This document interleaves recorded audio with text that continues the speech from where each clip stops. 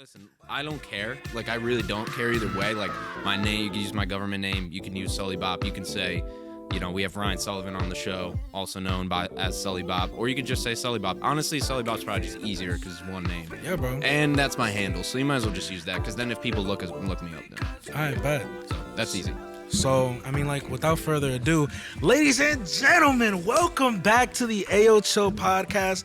Today, I got a crazy guest. I think it's the first time I've ever had another podcaster in the stew, especially in the brand new stew. It's a pleasure to have him. He's a podcaster extraordinaire. He's a musician. I know you also used to do game reviews and tech reviews on your YouTube channel too. Way back, man. We're about to get to know him a lot better, my boy. Take a couple minutes, seconds, introduce yourself to the people. Thank you, man. Thank you for having me here. Really appreciate it. Love what you're doing with this show. And, I really respect the grind and the hustle and because I've been doing it for a little while. So, yeah, I'll give people a gist. My name's Ryan Sullivan. That's my government name. But I also go by Sully Bop, and that's kind of a persona and a brand that I built when I started a gaming YouTube channel back in around 2012 when I was making a lot of gaming videos. This is when I was in middle school. But that's where, and there's a story behind the Sully Bop name as well, but that's kind of where it originated. From there, that was my start in content creation, man. It wasn't called that back then. We were just making gaming videos and putting them on YouTube. Then one of the videos gets 200,000 views, and I'm like, wow, this is actually kind of crazy, but I quit. That's when I quit making content when I was literally 13 years old. And fast forward throughout high school, one of my friends started. He was just rapping, freestyling. We would work out and then we'd hang out in my house and just freestyle, right? And so he got me into rapping. And then my other friend was a beat maker. This is all in high school. So me and my friend Justin, who rapped, went to my other friend Purnell's house who made beats. He would skip school to make beats. The kid had 1 million plays on SoundCloud in middle school. Sick. In high school, he was killing it. And so that was my start in music in terms of releasing music. I had played music my whole life. I learned guitar from when I was 10 years old. Then I learned drums, played jazz drums, played in a jazz band, all that stuff. Never thought I'd be rapping, man, but just really did those. Just had my homies, man. We made a diss track, and my whole high school listened to it. And then after that, I kind of started my career in music and releasing music. And then throughout that time, fast forward a little bit, 2018, I started this podcast called BOPCAST. It wasn't called that back then. I rebranded it on episode 8. I started having guests, and yeah, man, I think I have 77 episodes out, but I've recorded probably 100, around 100 episodes on that podcast. So, from that, started a business helping other people launch their podcasts. So there's a lot that has gone into that, and I've dedicated my life to that in the last 3 years. More so in the past year, built a team, built a business, trying to at least. And so, I kind of have all these different facets of my life all these things that I really enjoy doing. So I think that's a common theme of trying to look at the thing and then figure out how to make the thing practical rather than just being like, oh, what should I do for money? So for me, it's always, as I've gone throughout time now, is I've always just tried to figure out how to make a career around the things that I really like to do. So Word. Nah, dude, it's incredible, and it's awesome to see the progression of where you started to where you are now. 77 episodes, even if it's 100 plus episodes, man, that's something to be freaking proud about, man. For real. It's hard to keep the momentum going, and especially I'm sure you've seen many people, either friends or other people who first get into this game, they start and they'll get 2-3 episodes in, they'll have hella promotion, and then it's boom, they're dead. They'll have me on their podcast because I'm the podcast guy. They'll have me tell my story about how most people fail at episode 8 or something. Yeah, no, for real, man. I've seen it a lot. And the thing is now, my job is to help people launch podcasts. So I literally have to be on calls with people where I'm telling them, hey, by the way, the percentage of you doing this after this call is 3% if you leave this call and don't make a decision right now, So because I know intimately, because I have so many case studies, because I've worked on podcasts that had celebrity guests and then fell flat on their face and literally was supposed to be the next big thing that had, misaligned expectations and then fell on its face when you literally have celebrity after celebrity. So I'm you don't have any connections to any celebrities. All you have, and not that's going to launch, because that proved to me that doesn't matter at all. It can matter if you use it correctly, but I'm there's a lot of people with a lot more money, resources, and opportunity than you who didn't make it in this, So not it's a mix of all those things to make it work. But yeah, man, I'm 4 years into this show and still every episode improving it, still not even close to, you know, where we want to be with it. But yeah, it's been a great perspective, really good perspective for me to try to coach people through podcasting as well. Different animal than trying to do it yourself. Word. So talk to me a little bit about like your origins. I mean, you're a Jersey boy, right? Jersey boy, man, born and raised. Yeah. You know, I'm from Hunterdon County, so I'm from the basically on the border of New Jersey and Pennsylvania. My town, it's a river town. It's on the Delaware River. Super rural, man. Like I know all my neighbors. You know, I could see if you look out one window, I could see one of my neighbors. In the summer, you really can't see any of them. Like it's pretty rural. I have 4 acres. You know, I have chickens. Grew up with a horse. Oh, that's sick, bro. Yeah. I want a chicken so bad. I'm not even playing, bro. Dude, I got really two want a chickens chicken right now, and when I put them together, because we adopted one of them, and then one of them we had, because all the other ones got eaten by foxes and Oh, fuck. bear and things like that. Yeah, I mean, it's just brutal, dude. Life of a chicken, man, it's tough because everything's trying to kill you. Hawk, I mean, you name it. You know, so then we got this chicken that we adopted because these people had no more chickens left, and they were like, we don't want to have one chicken, so you guys could take it. And they were my chicken that I had, and then this chicken we adopted, they were not cool with each other, bro. Like it's like they were from completely different countries or something, where it's like they weren't even communicating. Now they like literally like sleep in the same like little coop together. Word. So it's so funny, man. But yeah, I will say, I think chickens are my favorite animal, man. Like most people like dogs and cats and stuff like that. I love chickens, dude. They're like little dinosaurs to me. Dude, I mean, I always loved kind of like it's crazy. So Hunterdon County, I think that's like, I mean, if it's by the Delaware, it's more west, right? Yeah, so it's wet. What I tell people West New Jersey. If I'm in South Jersey, I tell them an hour north of Trenton, and then that usually sparks something in their mind. But most people listening to this have never been there unless you've been on my podcast.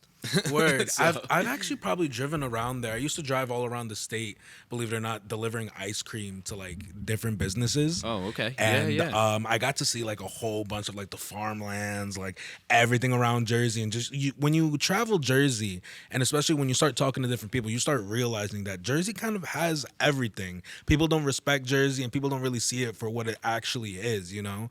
We got beaches, we got mountains, we got, well, I mean, like not like ice cap mountains, but we got places that like get pretty high. You know My what I mean? house is 800 feet above sea level. Yeah, you know? dude. Like you Your got, ears pop when you go up my road. that's Like, crazy. yeah. That's crazy. Yeah, because like, you know, you got that. You also got, I mean, we're called the Garden State. You know what I mean? Mm-hmm. It's like literally, if you go out to the farmlands, you see crazy, crazy things. And then you got Jersey City. You got inner city places. I mean, obviously, Jersey City, Newark, Camden, Patterson. When you name all those places and you actually head down there, you really get that city life vibe too. You know? Yeah, I mean, and it's funny because Jersey to me is like country, like rural, like Word. where I live. And it's weird because most people's definition of Jersey is city. If my definition is country, it turns out we're both wrong because New Jersey, and they say, oh, Texas is like its own country or something like that, or California is like its own country. It's like, I know Jersey's small, but so is Jersey because you literally have, you know, I think the highest peak's probably in the thousands of feet, and then you have the Jersey Shore, like you said. So yeah, I think we have everything here. I was in an elevator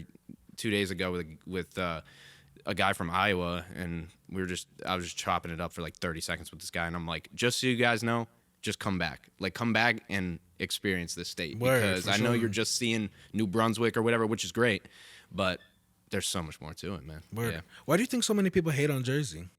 I don't know if they really hate on it. It's just maybe they do, but I think they just don't know it. I mean, your opinion on any state, city, town, country is just the experiences that you've had there. So, and the people that you were with. So, and I think I heard this on another podcast, which I kind of agree with, and it's a little cynical, but I think most cities are kind of all the same. Mm-hmm. It's kind of just about the people that you're with. So think about it. You go to, you know, I went to Montreal with my friends when we were 18. We had a good time. Did we know what we were doing? No. Did the locals treat us well? No. But were we young assholes? Yeah, for sure. But like, I was with my boys, so I still look back on that memory and enjoy it. I didn't even get to experience that city. I was only there for like a few days, but I really think it more so comes down to like who you're with in those experiences, and like, or if you're in a place and you get somebody that really knows that spot. Like if you come to my town, I'm gonna show you things that you would not even think exists in New Jersey. I absolutely believe So, that. I yeah, absolutely I think it's believe about that. kind of who you're with. But I mean, Jersey in general, we also, and I've heard this on other podcasts too, really about like Jersey artists and things. And I don't know, I guess kind of people have a territorialism with where they're from. And so then they're gonna, oh, what about this place? Nah, man, like that place sucks. Like this place is, you kind of want to represent where you're from, and Yeah. I lived in South Jersey for 2 years. I lived in Galway when I went to college. So that was a great perspective shift for me. I'm telling you, I went from the majority to the minority in the area. Like I grew up around all white people, basically, like, barely any diversity at all. And then now, like, I'm the minority in my neighborhood, then I'm going to a college that's multiple cultures, multiple people from, people from all different countries. So yeah, I think once you kind of get out there a little bit, you start to realize like, all right, a certain place might seem bad because somebody said it is, but it might not be the truth. So, what came first when you started everything? Did it? I'm guessing the music started first, way before like the actual first podcast, right? Yeah, I mean, I actually had a podcast with my friend when, like, in those YouTube days, like back in 2011, 2012. But I don't even know if we called it a podcast or if we thought it was a podcast, but we would just talk about shoot the shit about video games for 20, 30 minutes. But I didn't consider that a podcast. But yeah, it started with the music. But this is the thing. So I started rapping, producing. I had to produce because I could afford beats. So I had a really solid mentor that made amazing beats, and he kind of like guided me on what to do. So this is kind of happening on the offshoot, like on the side. Everything's kind of happening on the side. But the podcast was born out of just my love for podcasting and Joe Rogan. Like Joe Rogan is something now. Like you hear his name and people go, or they go, oh yeah, like he's the podcast that I watch, or I watch the news and they said something bad about him.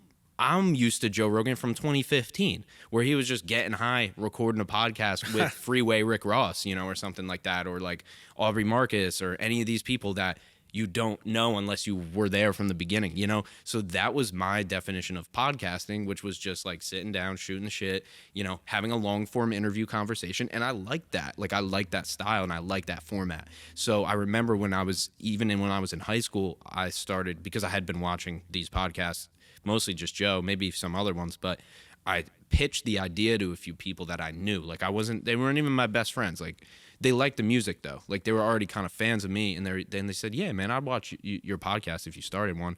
So fast forward 2 years later, finally got the balls to do it. Recorded the first 2 or 3 episodes in my room and just with me. Just did a solo podcast and really enjoyed it. They got a couple hundred views on YouTube each, and I'm like, this is bonkers. I have 1,000 people, on Instagram, and this got like hundreds of views. So I said, all right, maybe people do want to listen to me. I don't know if they're going to listen to me long term, but at least I have more than enough to continue. That was all I needed. And then I was in community college. I went to Raritan Valley Community College, and I met a kid in my class, and he was telling me I would watch him in class, and he would always be doing something on his phone, and he was trading stocks on his phone. And so I asked him, I was like, hey, what's going on with that? And he said, yeah, man, like I've made like, he had like 6 figures or something. He's 21 years old. I'm like, this is incredible. So that day I told him, dude, I'm going to get you on my podcast. So then I changed it to an interview show on episode 3, had him on the podcast, bought another microphone. And now I've been doing interviews since then, rebranded it, changed the name, but It used to be called Millennial Minds, I think. Millennial Mind Podcast. Yeah, Yep. So there was another podcast with the same name. They never went anywhere, but it didn't feel like me. It felt like it felt like I was doing it for a culture, but I wasn't even really a millennial, so that didn't make sense. And yeah, I wanted it to be tied to my brand. It wasn't going to be about me, but I just wanted it to be tied to my brand. So I had a guest on. They were like, yeah, BOPCAST. Shout out to Nick Gates. And he said that on like episode 6 or something, and I just changed it after that. Yeah. That's sick. That's sick. So actually, I saw. I think the first episode when you changed it to Bobcast, you had like a guy playing music on that, or did you kind of had artists playing on that before? Was that always like a kind of an idea? Oh yeah, man. That I don't know if that was Justin Ham or if that was Matt Gorduke. It was one of the. I don't know if it was guitar. If it was. It was a guitar. Okay, I think it might have been Matt Gorduke. Honestly, in terms of that, man, I would just freestyle. Like if somebody wanted to perform, then I'm like, yeah, perform. Like I didn't think about it. Like it wasn't a thing. I was like, I'm gonna have this podcast. Artists are gonna perform. Then I'm gonna interview them. I didn't really think that far into it, but it was more just an opportunity, Yeah, and dude. I didn't even have the technology to do it correctly. It sounded like shit, but I mean, I didn't really care. Hey man, correctly. It's all like Yeah, subjective, for man. sure, Fuck dude. it, Well, you that's know? part of it, and that's what you and Leo talked about too. You know? Yeah, dude. So talk to me a little bit about your rapping too. Like, so who was like your inspiration when you first got into it? Did someone introduce you to it, or was it something you kind of just stumbled upon? Yeah, great question. I didn't listen to rap until I started rapping, so I didn't really That's know. sick. Yeah, right. That's lit. People would be like, "Oh, that's crazy." It's like I think it was a good thing because I had to learn hip hop and rap like completely on my own. Meaning that I had to find it all. It wasn't a cultural thing for me where all my friends are listening to Forest Hills Drive, you know, and like everybody's listening to Forest Hills Drive, and oh my God, J. Cole's amazing. I wasn't a fan then, so I didn't have a cultural thing. I started listening to Mac Miller on the Good AM album. Word. I went to see him live on the Good AM tour. You know, thank God, rest in peace, and thank God I went to go see him. But I didn't have this come up of hip hop where my parents were playing it, or even my friends. Like, obviously, I knew Eminem. I knew there was a few rappers I actually listened to before I rapped 100%. But it wasn't a part of my life. I grew up on classic rock. I like rock. I like hard rock. I like all types of rock, basically. Maybe a little, you know, some Beatles, you know, just mostly classics, man. Got into hard rock, post-hardcore, metal, was a huge fan of that. Then I got into punk rock. Then I got into my favorite band, which is Sublime. But yeah, man, I didn't have any kind of cultural upbringing in terms of hip hop. But yeah, my friend Justin, who I kind of mentioned before, we would just freestyle. He kind of just showed me freestyling, you know. But he knew the beats to put on, so he would be like Chaotic's world renowned instrumental, like all these like instrumentals that were like 90s or Dre or whatever. And it was that coupled with him introducing me to freestyling. I was naturally a words person. Like my whole life, my teachers would use my writing as the example for the class. Like that was my whole life. Always a words person, always an English person, you know, that type of thing. And so the words vibe with me. I could freestyle. Like I'm not saying like, you know, amazingly, but I could do it like to have fun, and then I could also write. So when I started writing, it became more cathartic for me and a little bit of like an expression, you know. I'm like, it didn't feel like playing guitar. Like Word. playing guitar is a feeling, you know, but like writing has a different feeling when you're making music from your voice, you know.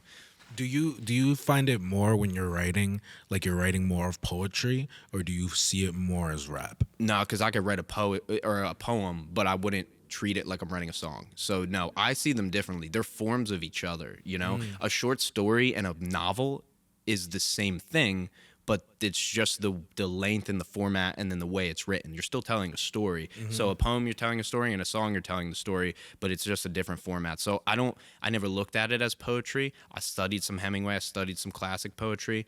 You know, and I understand that side of it, and I've wrote poems myself, but nah, man, I look at it like, you know, I have to tell a story and I have to have some kind of vibe, you know? But I had a lot of really good mentors in terms of that, but I really just, you know, just grinding, man. I just made a lot of songs. I made a lot of beats. I made a lot of songs on my beats. I made, you know, then I found an amazing producer.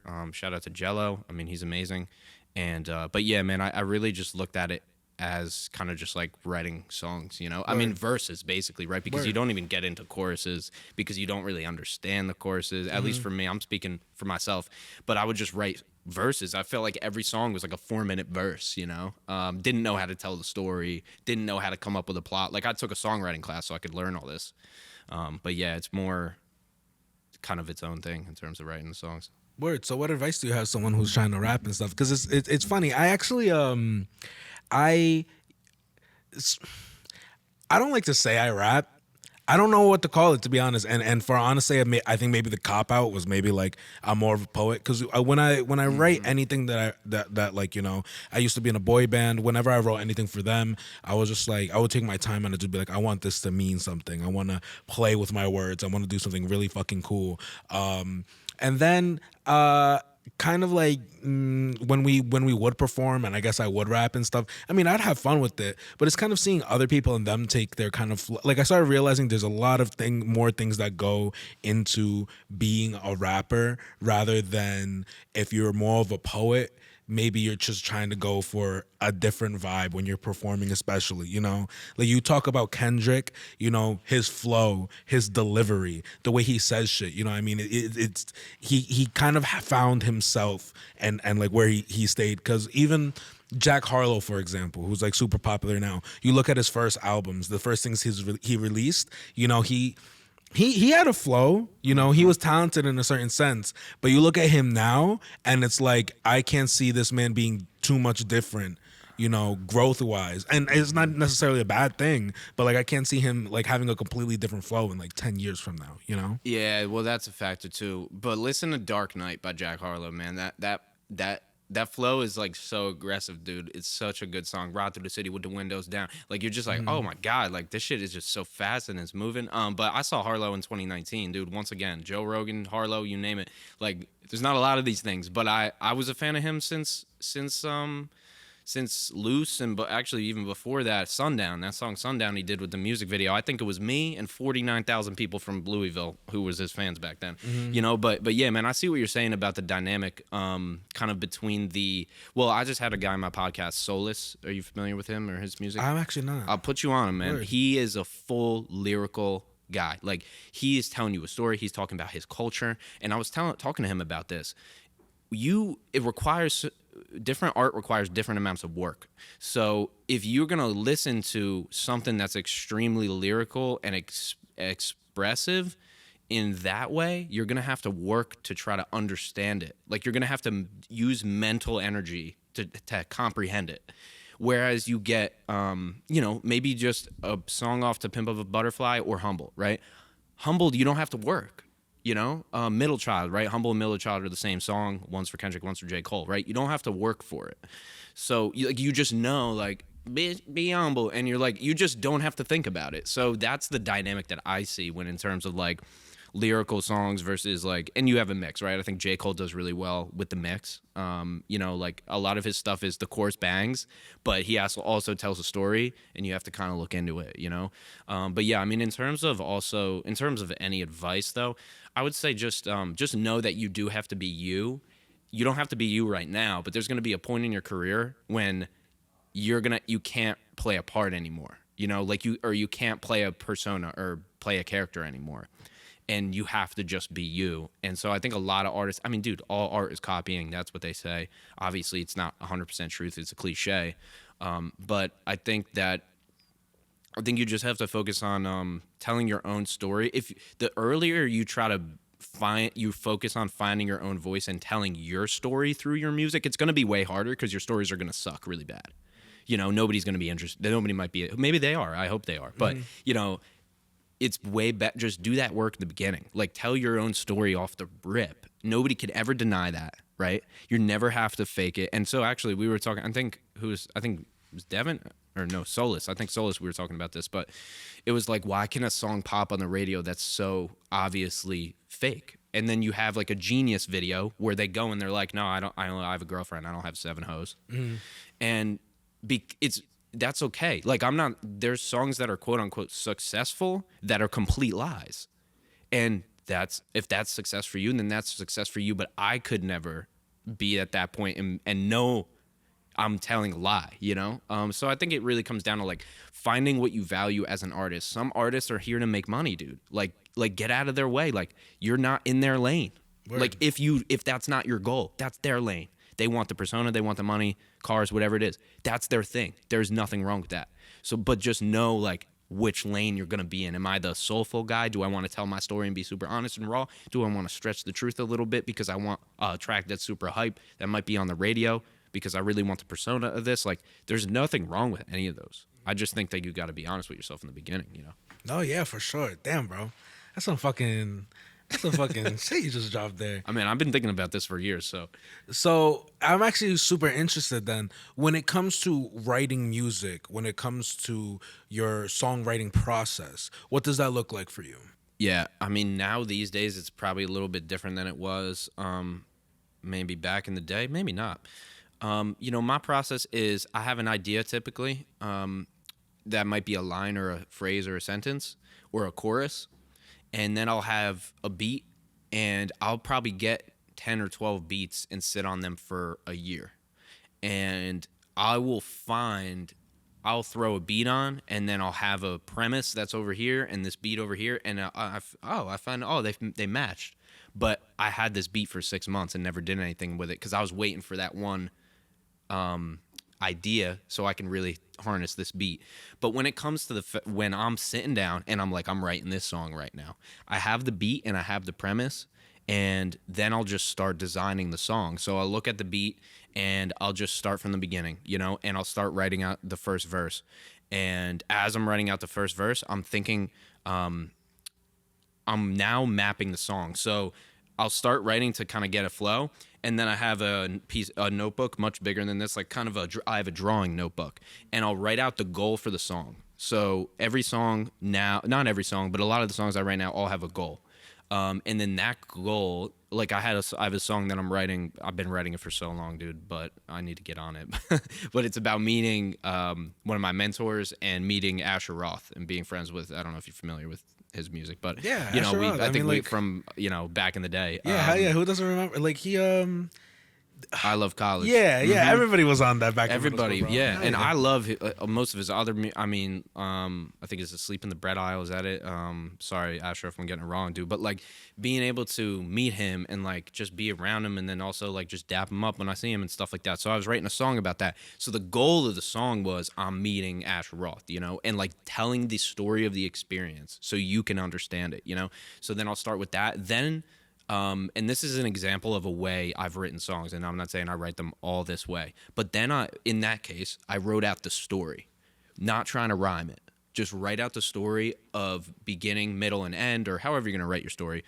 And then I write out the story, and then I turn the story into the song. So verse 1 will be the first time I saw him or whatever, met him. And then the chorus, who knows what the chorus is going to be. And then verse 2 is, when maybe more about the next time that I met him and had a conversation or something, right? And this is just an example. So, that's one way I do it. I might do what I just described and map out the entire song on paper and then begin to write it. Or I might just write off the beat, dude, and I literally might punch in the whole song. So I don't have one way to do it, but I just wanted to, and I know I'm sorry for the listeners, like if I'm going off too far onto this songwriting thing, but I wanted to just display an example of a way that you can write a song. No, yeah, dude, that's an of course. actual structured way to do it. And I learned that from somebody. It's not my own thing, But. No, yeah, of course. And, bro, you don't even have to apologize. If you're listening to this and you're not fucking actually listening, fuck off. There's 2.9 million other podcasts out there, so go find a different one. But yeah. Dude, that's sick, bro. That's sick. Yeah, because I don't know, similarly to like whenever I've taken a big break like this past 2 years off of like writing music.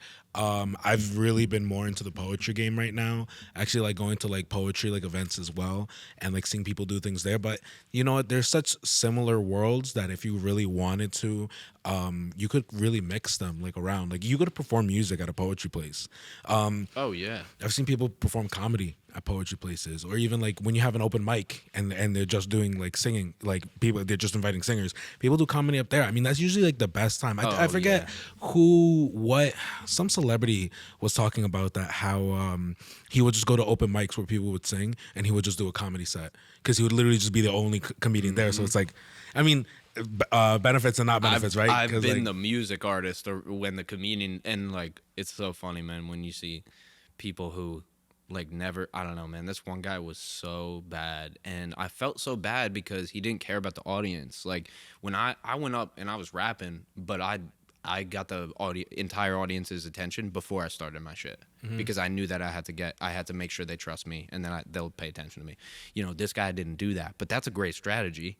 And I mean, I give him credit because nobody else went up and did comedy. But yeah, man, that's a true open mic. A true open mic is an open mic, like Facts. fully open. Facts. If you say open mic, but like only this, and I'm like, all right, that's not an open mic. That's like a showcase for this particular thing. But you're really right. The overlaps, and I don't know if you've been to Mad Minds, if you're familiar with. I haven't, but actually, I think Lupe was telling me about it. Yeah, man, we always talk about it. I feel like once you go to one, then you're like, oh yeah, like I get it now. But yeah, people be spitting poetry up there. They'll literally be there. Lupe will perform. Then you got the hardest of the hardcore like rapper, or like some trap shit, and then you'll have somebody going doing spoken word for 3 minutes, and that's spoken word is just a perfect balance between everything else that's going on. You know, it's like a method to the madness, but it does overlap. It's just all expression, man, at the end of the day. Word. So have you performed any of your like songs at any like venues or anything like that? I mean, I've done probably, yeah, I mean, many, like 5, 10, 20, somewhere around there, different performances around. I've opened, I've done a lot of open mics. I've performed with just my guitar and Droovy. I don't know if you're familiar with Droovy, but he's a fantastic instrumentalist. And so he'll be up there with the electric drum set, and I'll say, hey, Droovy, real 30 seconds, here's the riff. You ready to go? And then we'll just rip it. You know, so I've done that too. Some people are super talented like that too, man. They just listen to something and they're ready to freaking go, man. Oh yeah, I mean that's, you know, I could kind of do that with guitar a little bit. Like if you like, I could you know, do a solo on whatever the key is, like just off ear. But I don't. I wish that I played. I wish I did my music as much as I do my other stuff, but it's just too much time management for me. Yeah, man. I feel yeah, it, but dude. and to your point, isn't it funny though how in COVID we're like, oh, dude, we have so much time. Like I'm just gonna write 9 albums, and then you get to the end of things are opening up, and you're like, oh wait, I literally wrote 2 songs. Like we thought we had all this time, but we didn't even. What did we even do? You know? Yeah, no, it's actually funny. I think when I talked about COVID on the podcast last, I think I literally just described it. I was like, it was eat, sleep, jerk off, shower, repeat. Then like yeah, that was basically like a month. Dude, yeah. And video games. Me and my girl's anniversary is March 20th. So of 2020. That was when we started dating. Damn. Yeah. So we were a full pandemic couple, and dude, that's all we did. She would come over, we would hang out, we would get bored, we would smoke, we would watch something, we would make dinner, you know, like we just did the same thing over and over again, man. But Yeah, dude. I mean, that was literally COVID vibes, and it's crazy because if I could go back and actually like, you know, like it was a weird time too because would have invested in GameStop, you know. oh my God, GameStop, Netflix. My boy made money off of Dogecoin too, bro. I know people who just came out. That's against my rules though, so I can't do that. What? I just can't invest in things. It's against my rules. Are your rules? I've done it. I've day traded before. It's just I can't get into things because I'll get into them. You know what I'm saying? Like I can't. If I do that, then I'll like check it every day. Not that I have way better self control now, but I'm saying this is what I'm saying. If you're gonna like invest in something, okay, how much time does that take per week? You know, like that's how I look at it. Where it's like I want things that I'm either dedicating my life to or I'm not doing. I feel that. Yeah, it's hard. I could relate a little bit. It's weird for me because I'm trying now more than ever to kind of like pace my day out and really try to get into a routine. And once I get into that routine and I could do it like to the books to myself and hold myself accountable, after that I'll just be like I'll kind of take a vacation after that, you know? Like for example, it's hard because day to day, if you're working, do the same thing. Like my routine right now, it's wake up, shower, skin routine, check emails, check my investments. Skin looks great. Thank you, I appreciate it. I check my emails, do all of that. I move my money around, pay my bills, recheck like bank accounts, check all the statements. Then I take about like they're like a half an hour to an hour depending on the day, meditation. I'm really big on mental health. Take that time, and then once I'm done with all of that, come over here to the stew, do some work. I'm trying to get into more of that flow, you know? And then what's hardest for me right now is like exercise, which is like it's hard for me right now. Don't get me started on that. Yeah, because I know you did a podcast with one guy who was talking about that too. Like Sean, he was a fitness guy. Sean. But I've been obsessed with it for 8 years, 7 years, 8 years. Yeah, I feel like it's always like when you are really in, like I feel like there's a certain part of fitness that you just reach and it's easier. I will say that. Yeah, I will agree with that. Yeah, because I could like fuck around with like somebody who's like a bodybuilder or something like that, where I can like train with them and not like train at the level, but be able to throw the weight around, hang in the workout, you know, that type of stuff, where it's like if you don't do it all the time or haven't been building it up for years, then it's so. The one thing that everybody can agree with is that it's so hard to start again. Word. And start at zero. So like maintaining is it really helps you out. But that's a whole avenue. But No, yeah, and I feel like for me, it's always been. It used to, like, I'd probably say like maybe 6, 7 years ago, it used to be like starting from zero every time, right? But now it's been more of just like I make gains, but I plateau on those gains, and then I'll make like even if I make 1% more gains, then I'll plateau well, on that. what's the problem with you? Is it just the consistency of working out, or I think it's really just so sometimes like mentally like I see my therapist pretty I'd probably say like once or twice a month depending on you're like killing where it I though? am. You see a therapist and you meditate. Yeah, dude. But I mean meditation is a huge I mean we could probably get to that on your pod right? Like Yeah, it sounds good. If you want to bookmark it for no that yeah too. for sure but yeah I think my biggest problem is really just I think it's the dedication to it and also just the mental part of working out is the hardest part for me. Like when I'm on the treadmill, I actually whenever if I'm doing stairs, treadmill, elliptical, I take my phone and I'll cover up the time and I'll cover up how much I'm actually doing. Batteries died in my bike in my like it's such a simple like old ass bike, but I'm so glad that the batteries died because yeah, dude, it's such a crazy mental thing. Yeah, dude. That's the hardest thing for me. And I try to find things that I really like make me excited to want to work out. For example, hiking is one of my favorite things to do out in nature. For me, it's like mentally cleansing. But then when winter comes around, it's like, shit, you can't do anything around here. Yeah. And then I'm not going to like, go on a vacation just to work out. That just I seems take like 2 or 3 ridiculous. walks a day. I feel you, man. I've been on the walking thing, and it's been great. I bike a lot too. That was the stationary bike that I was talking about. I couldn't remember the word. So, but I don't stationary bike that much, but I actually like hiking. For me, I will hike with my girlfriend or do short hikes myself. But I like biking. Like I like biking on a path and just doing like one day I did 22 miles. I just didn't know how far I was going, and I looked. I'm like, all right, I'm 11 miles now. I gotta go back. Dude, that's sick. 11 miles. Fuck, bro. It was great. It was great. I just took my time and I just like smoked, had music going, and I was just like hanging, bro. I was just chilling, enjoying. But I see it's so important to have fitness that you enjoy. Yeah. And I think too that ties back to the routine because you want to have a routine, but you also don't want to have so much rigidity that you have no flexibility in that routine. Yes. So this is the thing: if you meditate 7 days a week, for like 5 years, just as an example, and you take somebody who did that, and then you take somebody who meditated 6 days a week because that Sunday they wanted to spend the morning with their wife or their daughter, and they just didn't feel like meditating that day. Outcome's not that different. Like for me personally, sometimes I just go for a walk instead of meditating. And I've told myself, like, with my morning routine, if I'm 80%, I'm good. And I'm literally usually 90%. So if I dip down below 80 or 70, something's really wrong. But as long as I get that, like, I'm good. Like, I set that success criteria for myself, So that adds in, too. But that's the thing is, the reality of this is, if you set that for your workouts, right? If you're like, okay, 80% for me is 4 days a week.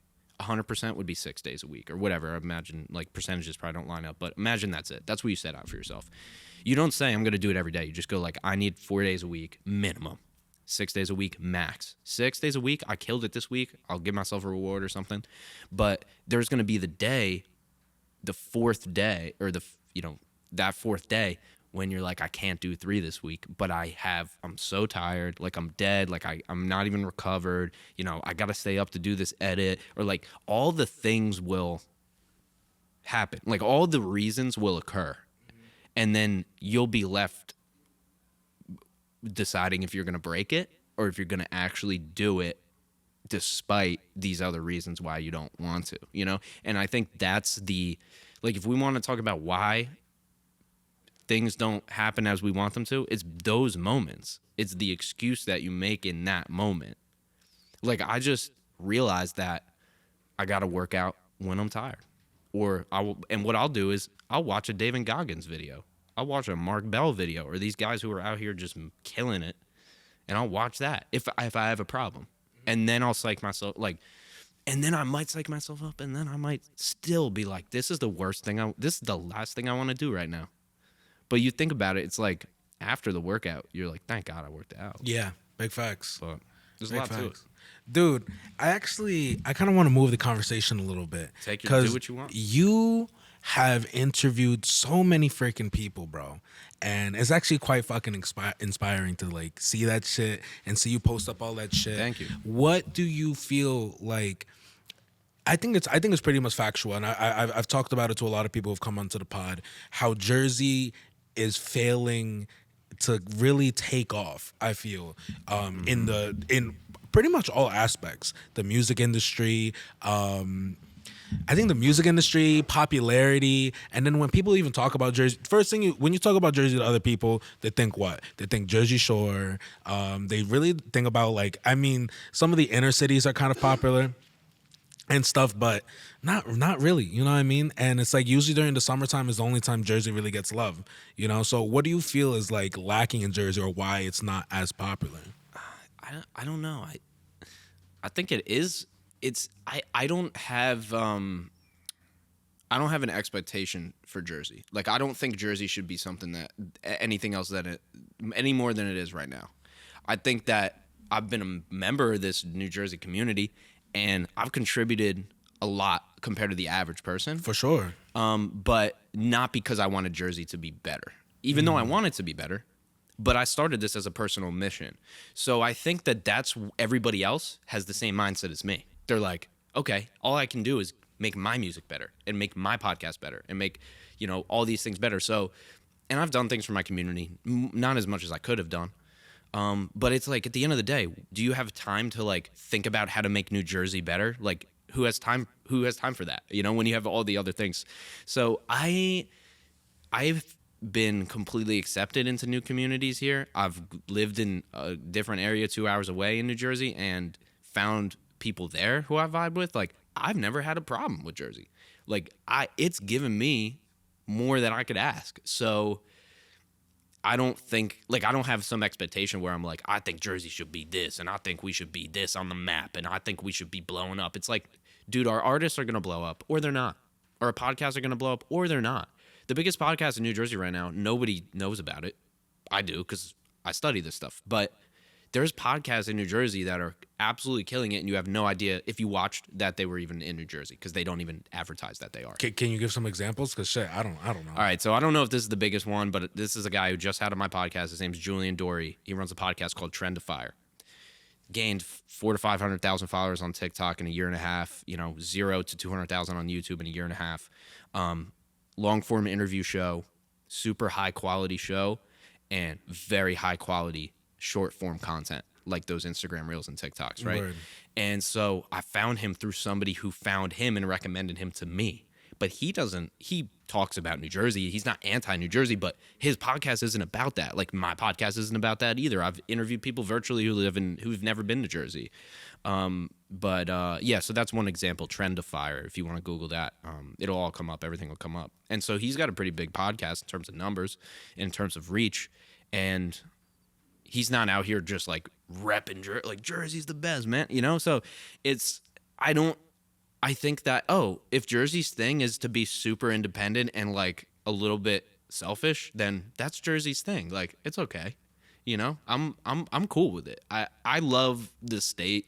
Actually planning on moving. Haven't publicly announced that. Shit, But no way. yeah, man. So get your interviews in. Sorry, we're a little booked on the podcast, but definitely want to link up with anybody who's listening to this right now if you want to message me while I'm still here. But man, I can never I love New Jersey, dude. I have everybody has complaints, right, about where they live and grew up, but no, man. I mean, it's supported me. I can just speak for me, but that's really where I'm at with it. No, yeah, dude. No, for sure. I get it. And I definitely see your point of view too, because I don't know. I guess I'm kind of weird about it, because it's like I feel, especially, I grew up in the Passaic County area. Was born in Patterson, grew up in Little Falls, and like really just got to see the whole culture. Completely different experience than me. Yeah. So like, for example, I'm Peruvian, and I'd be in Patterson all the time, middle of Peruvian Square. Yeah, I'm Peruvian too. Are you? No. I was like, hey, yo. I was like, brother. Fam. I'm trying to throw them off. But yeah, dude. Yeah, and it's just like, I've seen so many, like, and I'm sure you too have seen so many cool people just run through this, like, this state. And I'm just like, damn, like I even feel like, for example, especially the music scene. The music scene for me is just like I don't feel like there's enough venues Oh, you out know what? there. There's that. Sorry to cut you off, No, but you're yes, good. there is not a coherent music scene here that is like a Nashville or like a New York City comedy scene. Yeah. Or like an LA comedy scene. Or like an Exactly. LA influencer scene. We don't have a music scene here that's in one place. Yeah, I don't It's even think true. we really have like an entertainment scene really either. Other You know? than big companies, other than big TV studios and stuff, which is not a scene. But yeah, man, no, you're right. That's a really good factor. Or that's a really good point to make. I will agree with that. And people like Turkish Royale who and organizations like the Mad Minds and things like that have been helping. And there's a ton of open mics, but dude, you gotta drive hour here, hour there, 2 hours here, 2 hours there to go to all these things. Yeah, there is not. That's a really good point. There is not like a one coherent place that's like that's the music scene of New Jersey. It doesn't exist. Yeah, and it's even like, oh, you know, if you're coming up as a rapper in Jersey, right? And like I said, I've heard about the Mad Minds thing. I definitely got to hit him up because it just seems like Dude, he's- Turkish Royale, one of the best guests you'll have. He's amazing. Word, I'll go, word. I can send a DM or whatever. Yeah, definitely for sure, Yeah. sure. But even like that shit, I see stuff like that and I get mad hyped because I was like, damn, like that's somewhere where people could do shit and like become someone. And it's here in Jersey. It's made in Jersey. You know what I mean? And I Yeah. feel like it's important too because you have other artists who are famous today and who don't really rep Jersey at all. I mean, like you got Charlie Puth is from Jersey. You got Coi Leray. And you also have the whole Fat Boy gang who's also from Jersey too. But Fat Boy does hella stuff for Jersey, yo. Like, I mean, he and especially when he was popular, like, I mean, he's still popular, but you know, he was really popping back like 2 years ago, all over World Star and stuff. You know, like he was repping Jersey hard. Obviously, Fetty Wap. But you talk about the artists who rep Jersey the most, like they're kind of died down a lot. Yeah, you know? I mean, Bruce, we can't rely on Bruce Springsteen, you know? Yeah. I mean, shout out to Bruce, Yeah.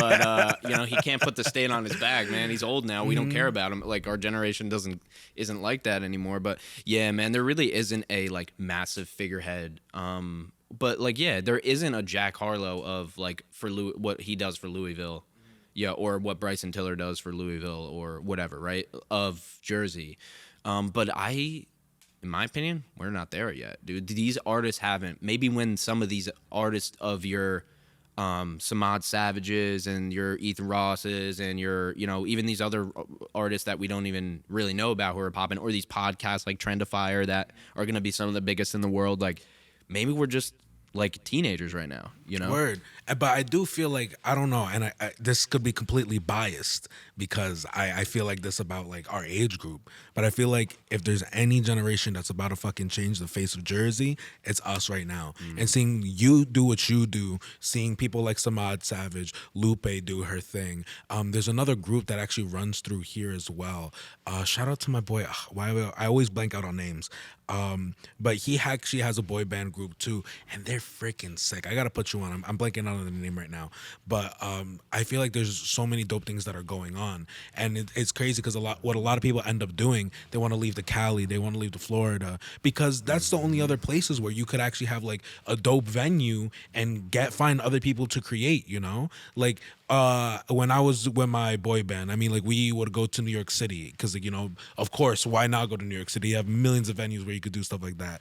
But then the other ones, I don't know if you ever heard of the Meat Locker in Montclair. I've heard of it. Bruh, like all love to the Meat Locker, but like Yeah. it's a basement. It's dirty as hell. It's sweaty. It's meant for hardcore metal shows. So here's me and my band, like all 5 of us, or I think it was like 6 of us at the time. The PA system was like basically broken, yo. Yeah. Our music cut off like halfway through, so we had to do it like half a cappella. It was a mess, you know. But like, and to get people there and be like, yo, we're doing a hip hop show. Like this is trying to like the vibe. Like there is no vibe, you know. And when there's no vibe, and even if the music is pristine, sometimes people need a visual, especially if they're not like artists could appreciate artists, podcasts could appreciate podcasts, you know. And when you see someone grinding, like I don't care if anybody has like a freaking nice camera, whatever, they're doing it in their uncle's, sister's, cousin's basement, and there's mold on the wall. I'm like, fuck it, you're doing your thing, you're pursuing your shit. Hell yeah, keep doing your shit, man. But you know, like it's hard to get the masses together like that, you know. Yeah, well, New Jersey's just so dynamic, man, and there's not a coherent scene or area. That's just the facts, man. I mean, but yeah, I do think about it, but there's not like not that there's nothing I can do. It's just like I'm like focused on my own. Like I'm Word. focused on doing what I'm doing, and if Word. it's gonna help Jersey regardless. You So know? why don't we talk about what you're doing? Talk to me a little bit, because I know we had, when we first met and kind of started DMing, you were telling me about your company, of you helping like people make their podcast. How did that get started? How is it going now, and what are the future plans for that? I can tell the story from the beginning of it. Go ahead, bro. I'm here for it. So I'm in college. When I was in high school, I'll start there.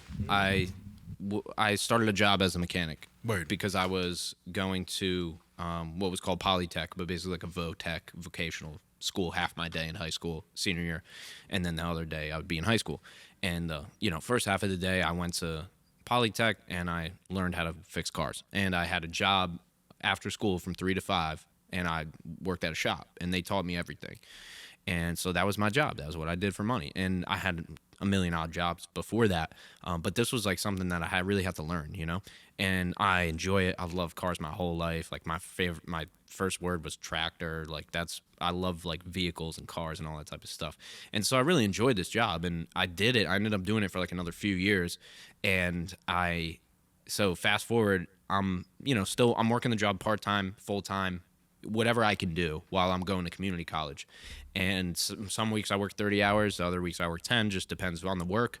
And I'm good at it. I'm doing well in the job, got a couple raises and things like that. And what I would do is I would come home and make music or make the podcast. Word. And so I'm thinking, can I make my 9 to 5 or my 5 to 9 my 9 to 5, And I didn't say it like that back then, but that's really what I wanted to do. I was wondering if it was do people get paid to make music and make podcasts and things like that? Like, can that be a job?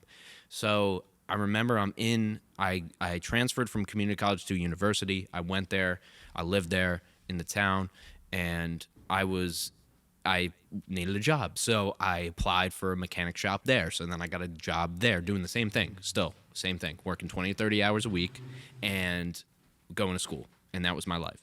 And once again, I'm like, I wonder if I can do this podcast or music thing. Like, let me see. And by random circumstance, I have a friend reach out to me and say, hey, this kid who I know, who I'm friends with, his brother wants to come on your podcast. He quit his job and he's making 6 figures from freelancing social media marketing. Shit. Once again, like the beginning, like the first interview, I'm like, okay, guy's making 6 figures doing something cool. Got to interview him. I interview him. He tells me what to do. He tells me what he did. He sends me his scripts to like send to these companies. And the summer came around. It was my 3rd year of college, my like first year of real university. My dad's like, oh, so you're going to just go back to the shop, right? Like you're going to need a just summer job. And I'm like, no, I'm not going to do that. And he just asked me what I was going to do. And I said, I'm going to freelance, and I'm going to be a freelancer. I'm going to find my own work, and I'm going to do podcasts. And he said, okay. He didn't know what that meant, but he just was like, okay. Hell yeah. So, he didn't think it was going to work or anything was going to come of it. And to his credit, that makes sense, right? Because you're like, I've never done this before. I've never really truly worked for myself before. And I don't even know if there's a market for this. So I went on this platform called Upwork, and I applied because this kid, Tori Grant, taught me how to apply for the jobs on there to get people to manage their social media. And I could do that because I was building an Instagram. I made content, not well, but I made it, so I can do that. So I go apply for those jobs. It just doesn't feel right? Because it's like I'm trying to apply for this social media thing, but really I want to do podcasts and music. So I started applying for voiceover jobs. I just figured out how to record myself on my mic from my podcast. Yeah, so I just started applying. That summer goes by. 3 months. I got a job for $80. I made $80 in 3 months. I'm living off savings up until this point. Damn. I'm interning for Tyler Braddock at the Vault Studio. Word. During the day. So from noon to 8 p.m., I'd be in the studio for free, just living off of savings, not asking, it was a free internship. And then I would come home and try to do my other stuff and not make money from that either. So after 3 months, I had enough saved up that I could get through these 3 months. And then I was out of credits on Upwork. I'm thinking this is beat, dude. I'm thinking this is not going to work, maybe. I made $80, so I'm like, it might work. Let's just keep going. because I didn't want to go back to my job. No shade on the job. I just didn't want to do that Hell stuff. yeah, bro. man, I feel right? you. I feel Yeah, you. so kept going, and I get to a post, and it says the name of the company. So most people don't put the names of their companies on their Upwork post because they don't want people to spam them. But this person put the name of the company. I'm out of credits, right? It takes like 6 credits to apply for a job. It's not that much, it's like $5. But I didn't want to buy more credits. I'm done with this. It didn't work. I only made $80. So I call this company. I book a call with them. I act like the only way you could book a call is if you were a company. So I just acted like I'm a company. I put my YouTube channel. I'm like, I have 200,000 views. That's so lit. so I just found my way in. I get on the call with the guy. It's on Zoom. This is like 2019. Nobody uses Zoom yet. Before COVID, nobody. So I'm trying to dial in on my phone. I'm like, I don't know how this Zoom thing works. So he gets on the call and he's like, "Are you there?" And I'm like, "Yeah, man. Here's my deal. So my name's Ryan. Really interested in your job post. The job was podcast editing, editing audio." I said, "I can do that." So he said, "Okay, I didn't expect this on this call, but I do like your hustle. I like it's definitely, you have confidence, and I think that we can consider you for this, and I think that we might have more for you to do even." So I said, "Okay, great." He said, "Why don't you come into the city, New York City, and do an interview?" I'm like, "Dude, I'm just editing your audio. Like, you don't need to interview me. I don't need to drive 2.5 hours." Okay, whatever. So I go to the city. Damn. I all get right. there. This guy, I get there, he's like this. And for people listening, I'm crossing my legs and I'm looking at my phone. And he like looks up at me. He's like, "Oh yeah." Like he's like, "Yeah, so you like you had a podcast?" "Yeah, yeah." And he keeps looking down on his phone. Like this guy is not really paying attention to what's going on. But he said he looks up from his phone finally and he goes, "Why don't you just do everything? Why don't you just do everything we need, everything with the podcast?" I'm talking interview the guest, do the audio, do the video, clip, social media, show notes. We're going to optimize it for SEO. We're going to put it on the website. I don't even know what SEO means. I said, "Yeah, man, I can do that." He's like, "How much?"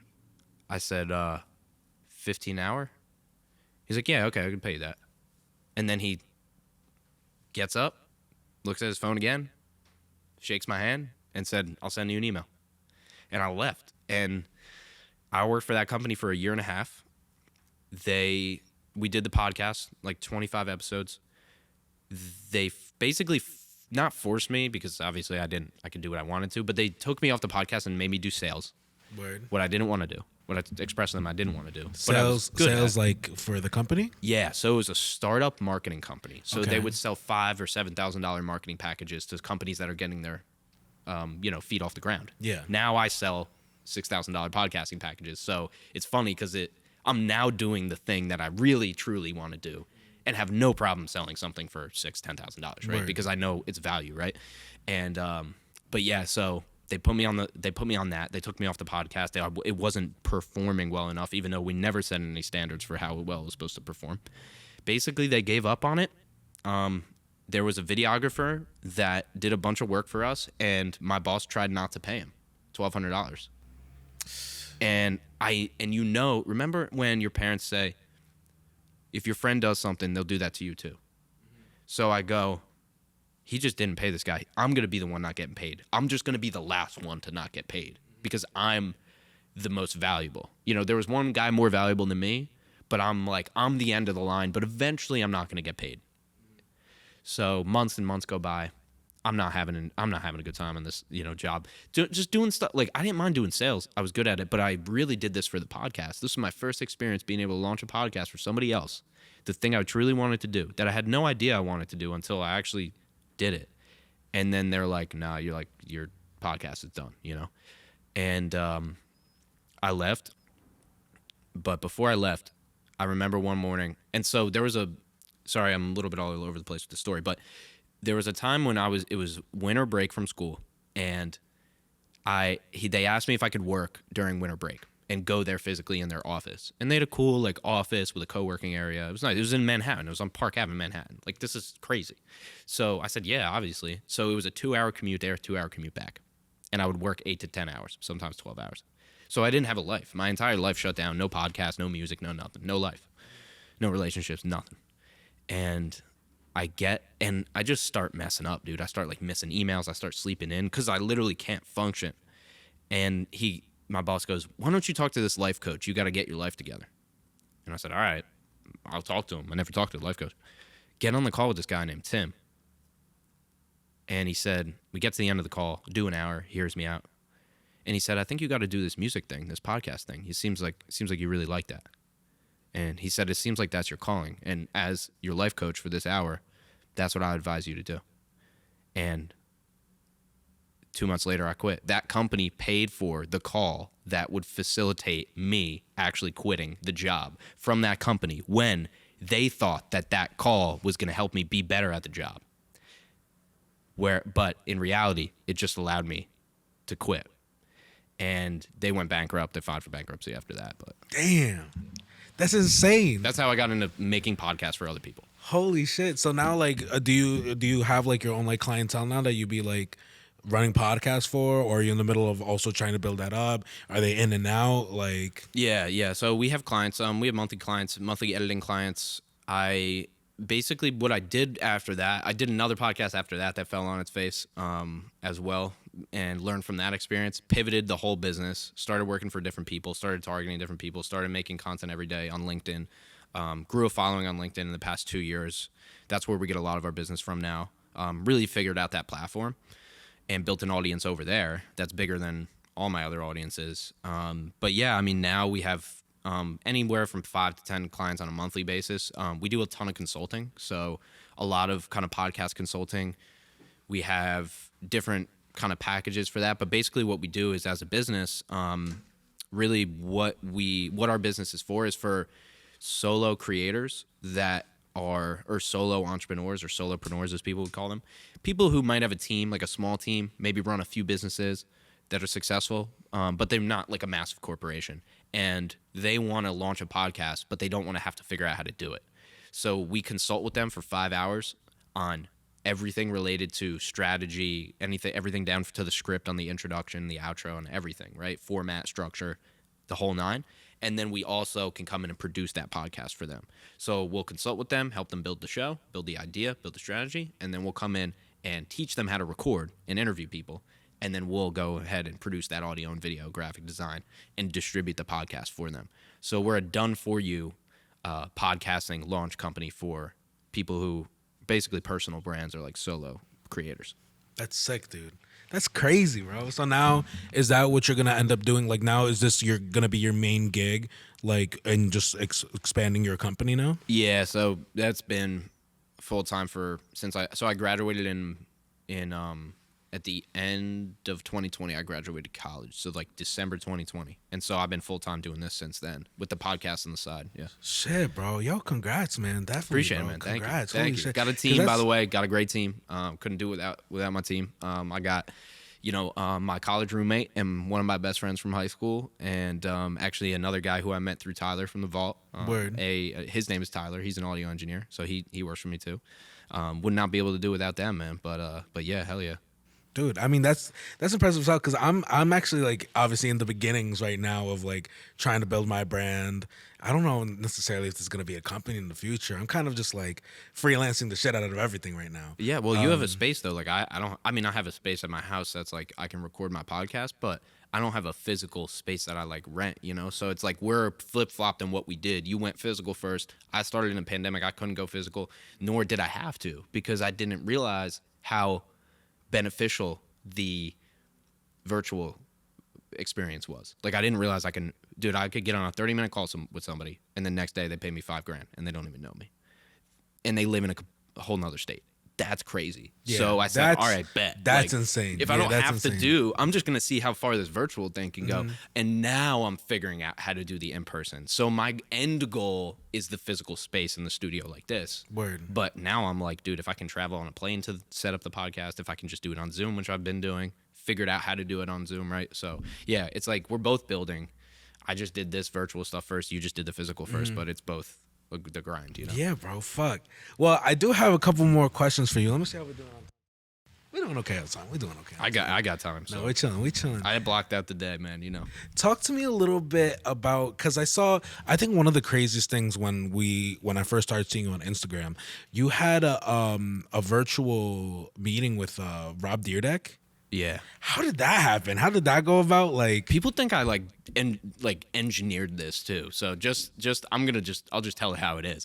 I was a fan of Rob's podcast, right? And listen, I watch Ridiculous. I watch Rob and Big, dude. I'm a massive Rob Dyrdek Yeah, fan dude. from day one, right? And I've found his podcast on Instagram, started following it, started listening to it on Spotify. I thought it was pretty good. It wasn't the best podcast in the world. I thought it was pretty good. I liked it. I liked what he was doing.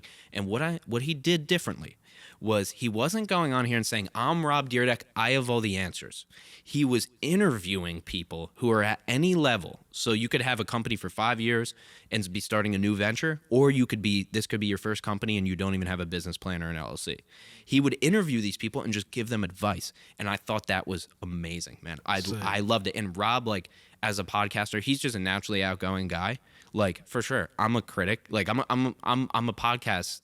You know, I help people launch podcasts. Like, obviously, there's things that I'm like, oh, you could do this over here and this over here, because that's just my mind. But I saw the formula that he was using, and I said, that is genius. And so I was listening at the end of the podcast. They go, hey, by the way, you can apply to be on the show. Link is in the show notes or whatever. So I went to the website, applied to be on the show, sent in a video, 5-minute video. My goal for the video was be the most well-produced video that has been submitted, because I noticed that everybody else, back to when I applied for that job as the company and not as me to get the call, same thing applies. I'm like, let me be different. Like, let me look at what everybody else is doing and then just do like something different so I can stand out. And so that's what I did. I just like set up my nicer camera, set up my mic, like did it all super nice, had different camera angles. Like, I was a little flashy. Like, I just wanted it to stand out. And his producer emailed me. So they emailed me, they accepted me on the show after I submitted this video. And his producer said, by the way, Rob mentioned that he really liked the production. Like, he really appreciated you, like, taking time to produce it, because everybody else was sending in stuff from their phone, you know, no disrespect, but mine was just nicer. No, yeah, you know, dude. No so that's what I disrespect did, at all. man. Fuck. Sent in the video. They sent me an email. They said, pick your time slot. I said, I'll pick the first one. I picked the first one that day because I said, I want to get Rob on his first one of the day, baby. Got on there. Nicest guy in the world. You can go watch it, by the way. It's on my podcast. If you type in BOPCAST Rob Dyrdek, or if you type in Dyrdek Machine, you'll find it. I don't know which episode it is, but Yeah, dude. That whole thing, that's crazy. So you could do it. Like, you could apply. Yeah, dude. I might, bro. It'd kind of be cool. You just to should talk apply to. because you have a physical, like, he's launched, started, sold production companies, so he knows a lot about it, and there's not a ton of service-based businesses on the show. So I think, that would be another one. Yeah, dude. So besides Rob, like, who else are people like you really like? Like, what are some of your favorite interviews? Oh, man. It's hard when you do a lot of them, I feel like, but are you saying, like, things I listen to or my personal, like, interviewing people? I guess your personal. Okay, so underrated, I think, is my friend Nick Gates. He's been on my podcast 3 times. He doesn't really have, like, a brand that he's built. Like, he doesn't do the social media thing, like, hardcore. He built a clothing company, though. That's super successful. But nobody really, like, not that nobody knows about him. He's just not the guy, like, posting videos of his face all the time like we do, Super underrated, though. Most positive person, and I say this because he's the most positive person I've ever met in my life. And not just because he's a close friend. I literally DJ'd his wedding. Like, I love this kid. So, Nick Gates. Any interview with Nick Gates that I've done, super underrated. I just love that kid. Turkish Royale was really great. Underrated, too. Let me see another underrated. Yeah, the first interview with Sean Nastalon. That's the guy who's a bodybuilder that I think you mentioned before. He's just got it, man. Like, he's just tackled the body. Like, he's just overcame the body. I mean, I could list off other ones because I'd have to, like, think about it for a little bit, but. Word. Well, then I got a couple questions that I probably can't ask anybody else. Podcaster to podcaster. Yeah. I feel like sometimes it's weird when you're just when I first started this, dude, like, I didn't know how to even feel about it. I actually never was into podcasts before I started doing this. This started off with an old friend of mine. We were in the middle of COVID. This started during COVID for me, and we were kind of just bored, and it started off as a show that was like we had music, we had segments, right? Yeah. And we wanted it to be like super Produced? not produced, but we wanted it to be super how do you say, like I don't know why the word edible is coming into my head, but like we wanted to be like Yes. super like being able to I be know the word received as well. I can't received think by of it. everybody. You know what I mean? Yes, So yes. it could tackle everybody, and then we could get Approachable, I views guess, and or, yeah. everything. You know, like Digestible. Yeah, digestible to everybody. You know what I mean? We want everybody to like it, and then it kind of blossomed more into this where like now I'm just like interviewing people, and it's more of like I feel like it's less of an interview for me. I kind of just like sitting down and like chilling and talking to people. But like what I was trying to get to is being a podcaster, there is some like I feel like there's some difficulties that people don't understand when it comes to trying to make a conversation keep going, not making it awkward. I mean, I could even tell you, I mean, we literally just met upstairs. I mean, we DM'd a little bit, but like it's easy for us to talk. I feel like this podcast could probably run 4 or 5 hours if it really wanted to, right? Because we're both talkers. But have you ever had a person on your show that's kind of like hard to even just like keep it going, you know? And if it is, how do you approach that? Yeah, so I say that my goal is not to talk, even though I have to come in with a either supporting argument or an argument against maybe what somebody's saying. I kind of will give context and then I'll keep it going, right? And it's what you're doing too. But I've had those conversations where like I kind of have to take over, where like I'll throw like a lob and they just won't catch it, you know? Yeah. And I'm like, all right, well, shit. Now this is the Sully show. And that's not what I was going for. Because then the people listening who came for that person are going to be like, why didn't you let them talk? And that's not there's a different thing. I have interrupted back in the day when I really didn't know what I was doing. I still do now. You know, always trying to get better and improve. But yeah, when it comes to somebody who isn't really, most people I interview have never been on a podcast, and I think I set the interview up correctly, or I have the right vibe, or I get lucky, and people almost always are able to open up, you know. But there are those times when I'm like, I'm stuck right now, and there's strategies you can use to get around that. But yeah, it's tough, man. I mean,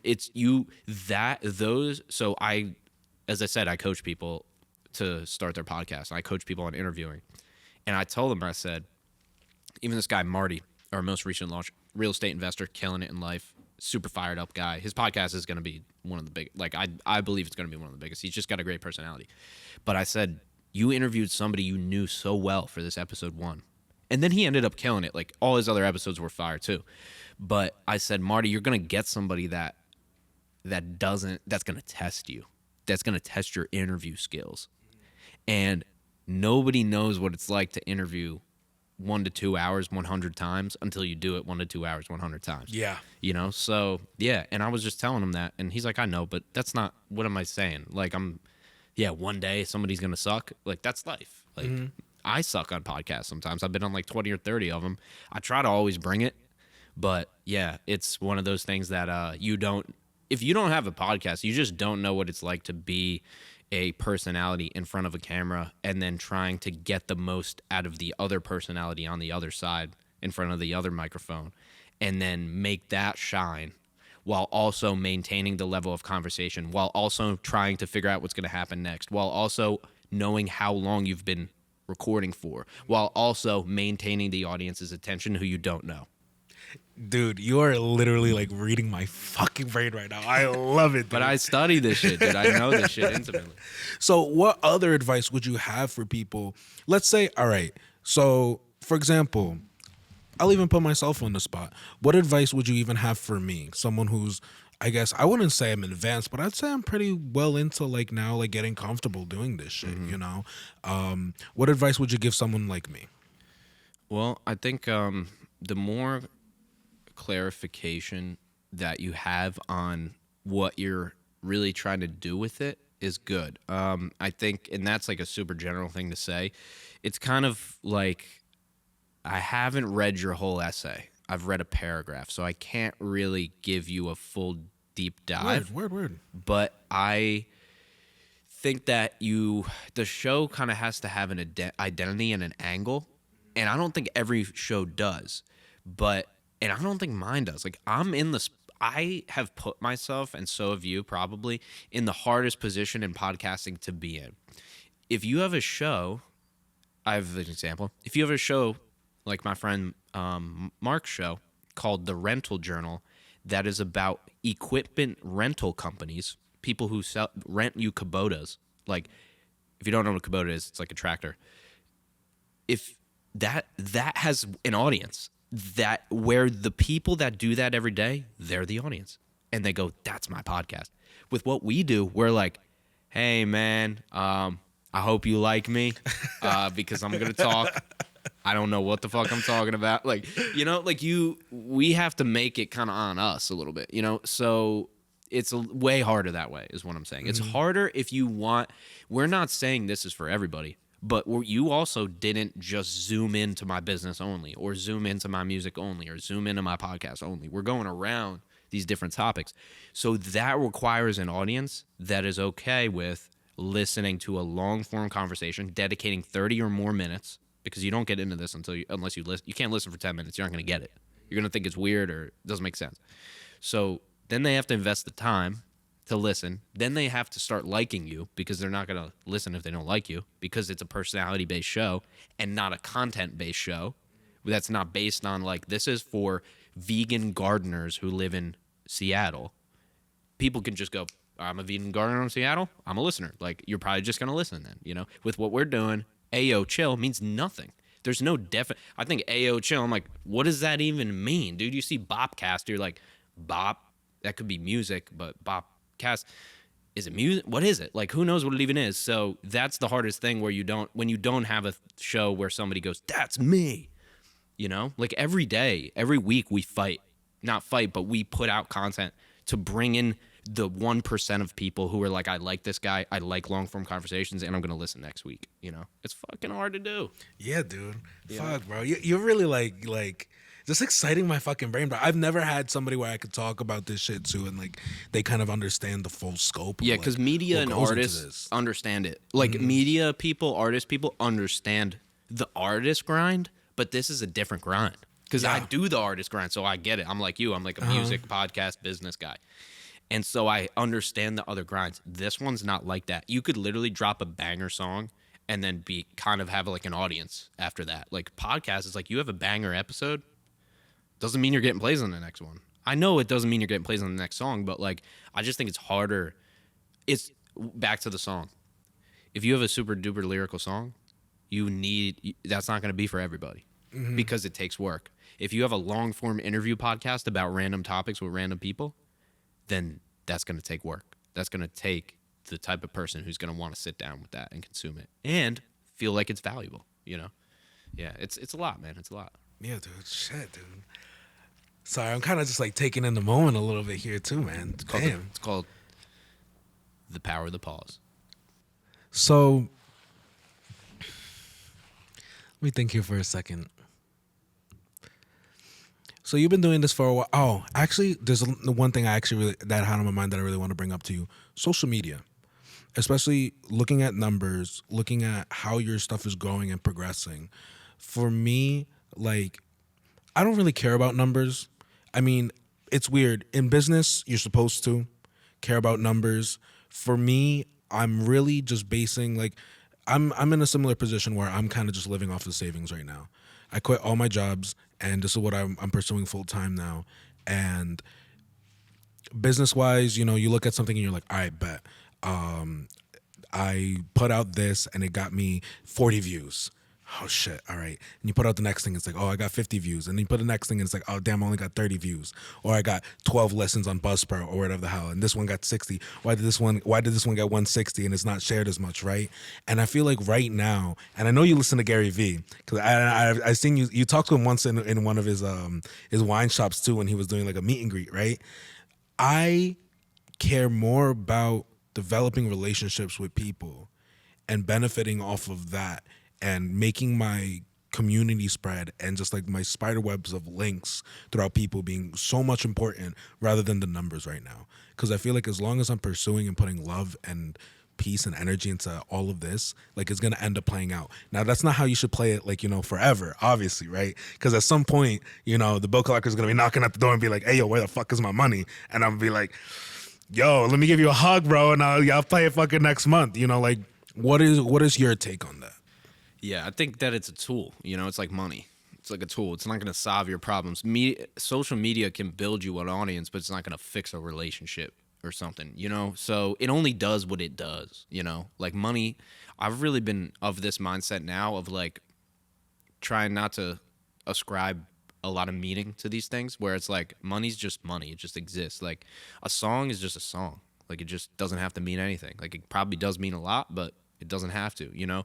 And that's kind of a nihilistic perspective a little bit. But so when it comes to social media, like I think I do agree with what you and Leo were saying in terms of like just put it out. Like who cares what people think?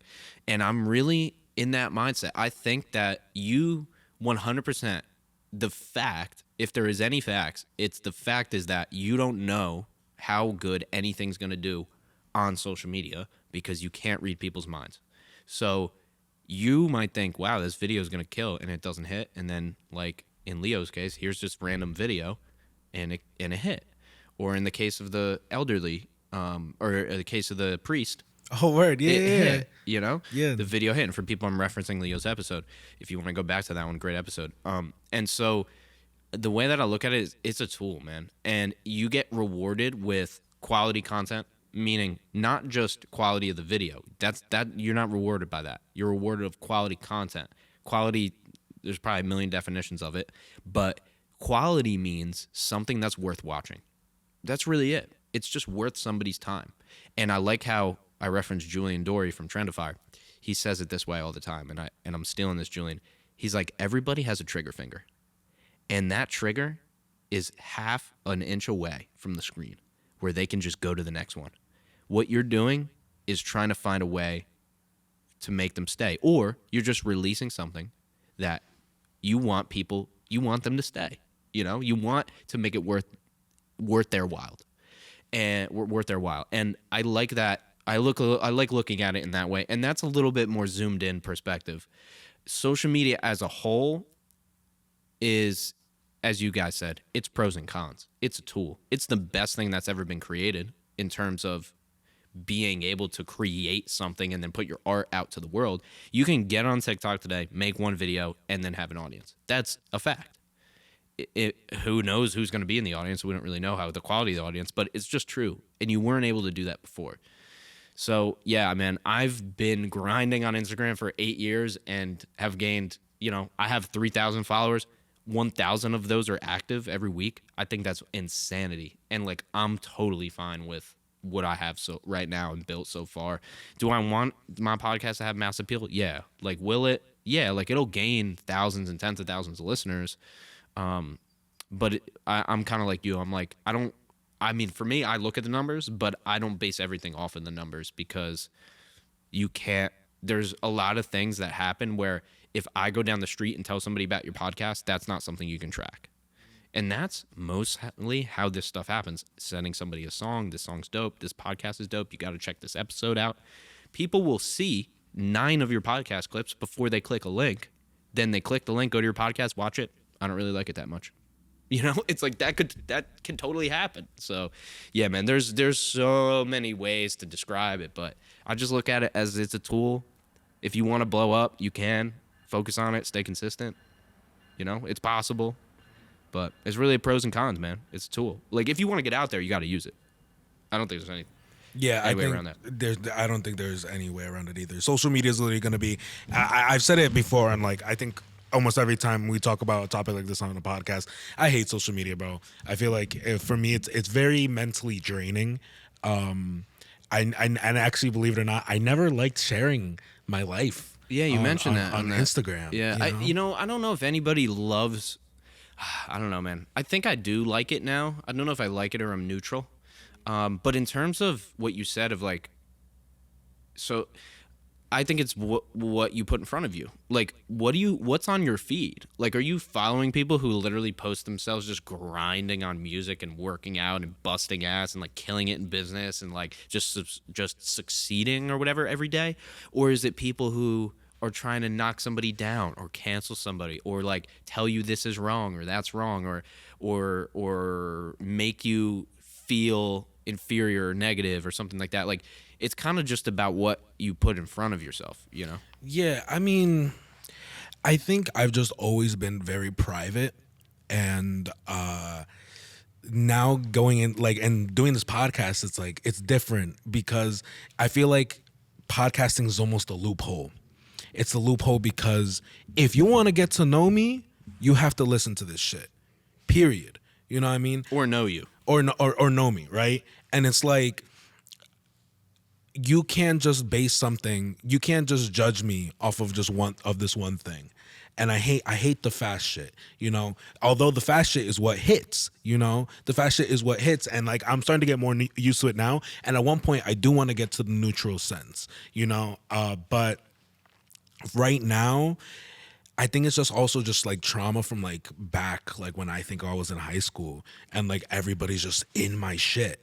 And now I've been super low key for the past couple of years building this. And now that I'm releasing shit out now, and I'm sure you've definitely probably felt the same, especially probably even when you do something like Rob Deerdeck, right? And everybody's just like, oh, yo, bro, when can I be in your podcast? Oh, this and that, you know what I mean? And people start getting ego driven off of you know? I will say, yeah, there was a big influx after that. Yeah, I mean, like I have people guess, like I have too many people that I can even interview, honestly, which is a good problem to have. But yeah, for sure, like you'll attract that energy, kind of, you know. And it's hard to kind of go back and forth between those energies. And it's funny. I'll share with you, like 2 months ago. No, not even 2 months ago. It's probably like a month and a half ago. I got into a really, really low place where I hadn't gotten to like in years. I'd probably say 2 years because I've been really, really good mentally. And I just started losing faith in myself, my abilities. I kind of think I was just looking at the numbers too much. And I think this is kind of plays off as a good question to you. What do you do? Have you ever felt like that? And if you have, like, what do you do to kind of like give yourself that extra boost to keep going?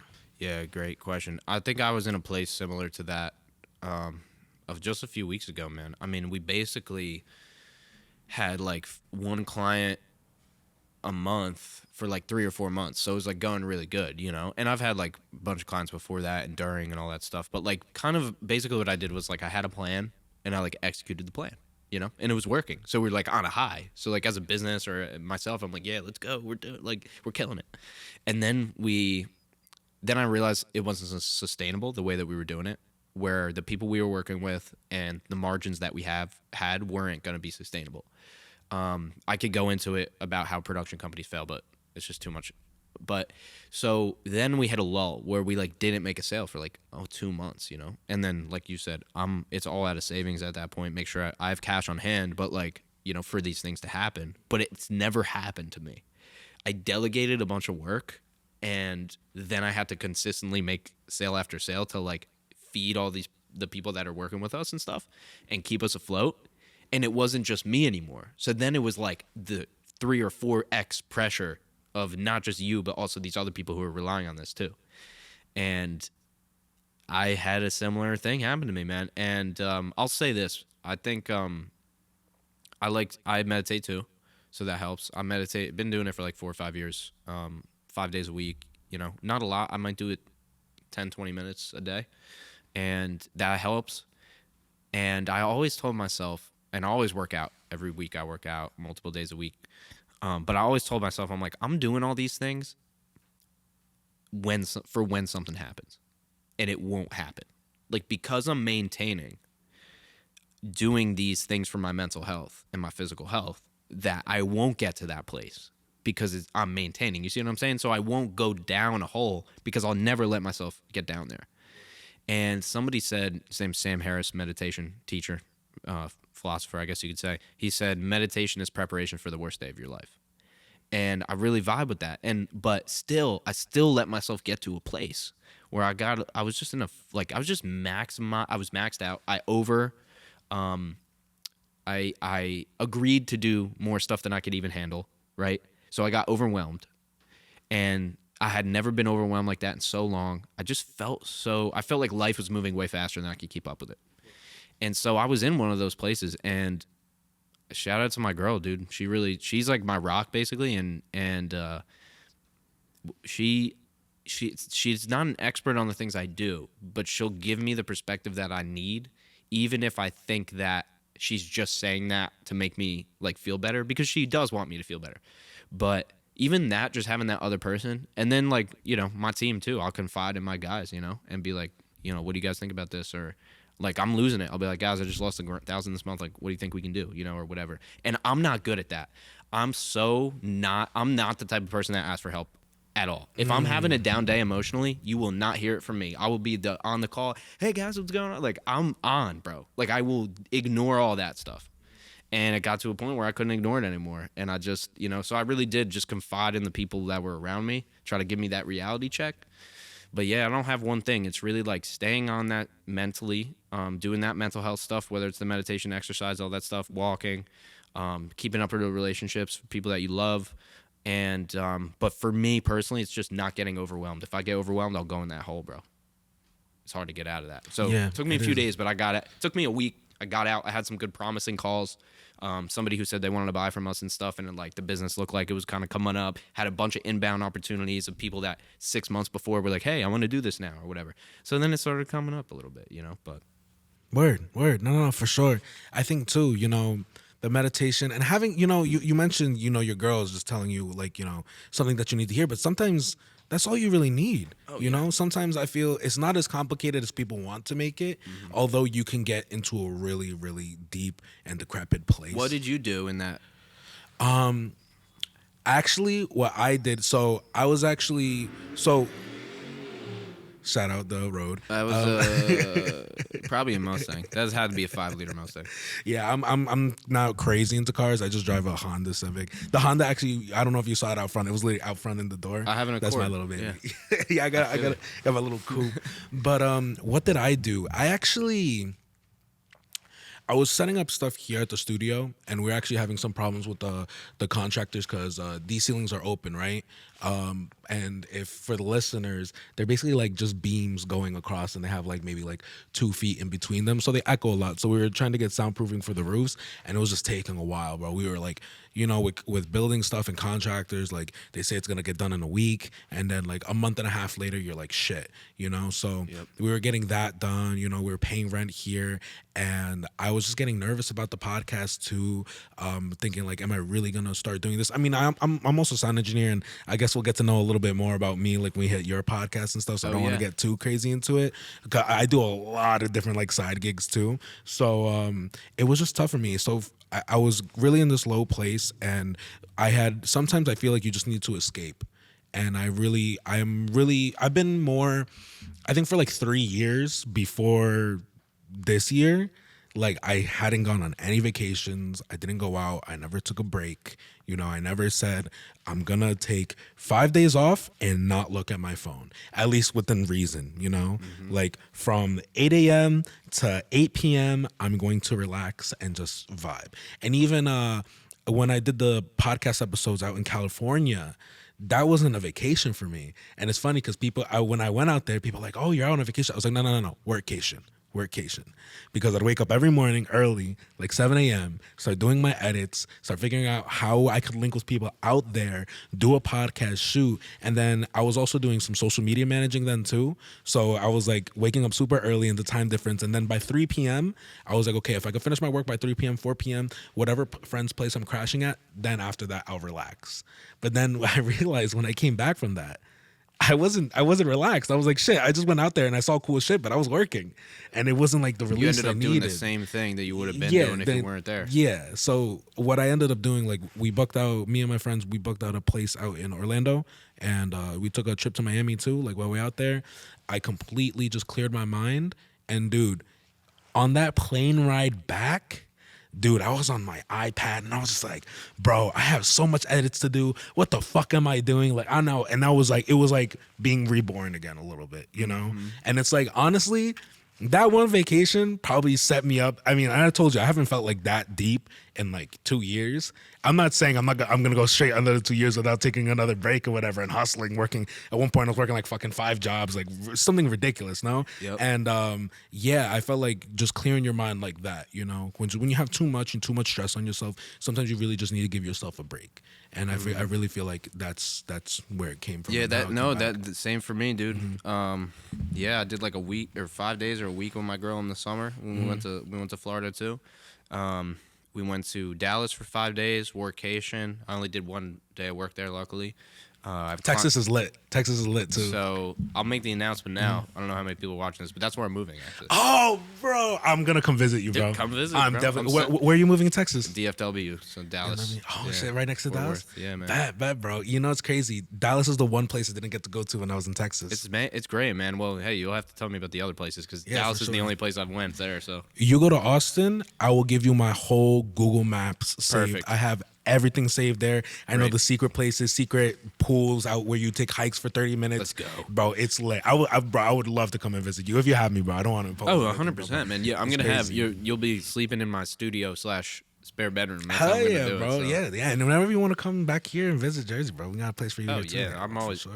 dude. I'll always come back, but yeah, man, the trips. And me and my girlfriend do a lot of Airbnbs and a lot of weekend trips. She's a teacher, so she gets off in the summer. Oh, that's lit. Yeah. But I'm like working all the time, like, and we're grinding to move right now. So she's gonna pick up like another summer job. She'll have like 2 jobs in the summer. I have my main thing, and then I have another job too. I'm a DJ, so I do Word. that. But yeah, I mean, so really those like little weekend gaps, I try to do like 1 a quarter, so like 1 every 3 months. Word. And it's not much, dude. Like it doesn't really break the bank, and as long as you save up for it. But I don't spend money on other stuff, so I just spend money on the business, on my podcast. That's it, you know. Yeah, And no, trips. that's definitely the vibe right now, and I can't even justify really going out to the bar too much. Like, Yeah, you know what? My girlfriend loves to do it. She just loves going out with her friends and stuff, and I just get tired and want to go home. Yeah, That's I mean, just me. I like drinking, and I'm not gonna lie, like my Latino vibes. If you brought me in a Latino bar, that's different. You know what I Oh, mean? my Like, man's going off. Hell bro. yeah, once son. you put that bachata, merengue, salsa, once you put that in there, bro, I'm out. I don't need to drink though. I'm more of a smoker if anything. But Me like, too. Yeah. See, I am too, man. I love I have like a beer or cocktail or something like that, but yeah, definitely more of a weed guy for sure. And I will say, I'm not gonna promote this because I'll let you know my own experience, but I do mushrooms and psilocybin Sick. mushrooms, and I've been doing it for 6-7 years. I microdose, I take full doses. Like that has been also a definite massive shift. It's more like you'll like have one meditation that's like so amazing, it'll like set your day up. With like any type of like psychedelic like that, like you could take it and it'll do it kind of manually for you, instead of you having to go in. Like you still have to do work yourself, but so that's been big too for me. That's crazy. Actually, I think I tried mushrooms like once, but it was like when I was super young, and I Yeah. didn't try it again since then because I think I was like 13, bro. I do it for like kind of function almost. A little bit, Yeah, and actually throughout like the past year, I think that's actually really the past 2 years, become very much more in tune with my spirituality, with the universe, and like studying more of that. But dude, we're kind of coming to the end of the podcast. I did have one last question for you that I kind of ask all of my guests towards the end. If you had to give yourself advice from when you started this, from where you are now, what would you say to yourself? I would say be more consistent, be as consistent as possible, and lean into the things that you truly want to do and figure out how to make them work. And finally, find people to help you in the vision, because if you want to do it yourself, it will take a long time. If you want to do it faster, you're going to need a team. If you want to do it bigger, you're going to need a team. So those are the kind of the 3 points I'd touch on with that. But big facts. Ryan, aka Sully, my boy. Let the people know where they could find you. Thank you, man. Thank you for doing this. This has been amazing. You, bro. Really Dude, appreciate literally, it, man. literally, Thank you. like one of my favorite interviews / just general podcasts I've done so far. I love the man, for conversation, sure. man. But yeah, so you can find me on social media. That's at SullyBop, Sullybop. Sully Bop in the drop. That's the music. If you want to check the Spotify, YouTube, I'm on there as Sully Bop. That's going to have the long form videos of my podcast. You could also find the podcast at BOPCAST Podcast, or if you just Google BOPCAST, it'll be the first one that comes up. That's going to have all the episodes we release weekly, every single Monday, guaranteed, no questions asked. 52 weeks out of the year, always releasing episodes. That's what we do over there. And then, yeah, if you want to launch a podcast, just shoot me a DM, and I'd love to help you out. Facts. And guys, y'all already know the business. Ayoo Chill, YouTube, Instagram, Spotify, BETO_music on Instagram too. If you want to follow, go follow my boy. And yeah, guys, that's pretty much it. We'll see you next week with, I don't even know who I'm having on next week, but I guess I'll find that out this week. All right, guys. It'll be a banger, bro. Yeah, peace. Let's get the fuck out of here. Yes, sir. Let's go. Yo, thank you. Yeah, we're good, man. Thank you. That was an amazing interview. So glad the fucking camera didn't die either.